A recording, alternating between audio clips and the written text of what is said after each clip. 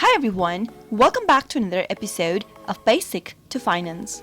In today's video, I'm going to show you how to add a coin to Trustwallet. Keep watching the video till the end and don't forget to subscribe to our channel by hitting that subscribe button. Also, press the notification bell icon so that you'll never miss another upcoming updates from us. In order to add a coin on Trustwallet, first, tap Open your Trustwallet app from the app drawer. Make sure that you're logged into your Trustwallet account. Once you are, you'll be able to see this kind of an interface. Trustwallet supports over 30 blockchains and hundreds of tokens. The list of supported assets can be seen in the preview. It is presented as Bitcoin, Ethereum, BNB, Smart Chain. Tap on the toggle button at the upper right-hand corner from the main homepage. On the next page, all of the list of the supported assets will be displayed. Scroll down and find the coin that you'd like to add on your home screen of Trustwallet. Once you find the asset that you'd like to add in, tap on the toggle button right next to the coin and go back. As you can see that I've recently added a coin on my Trustwallet and it is showing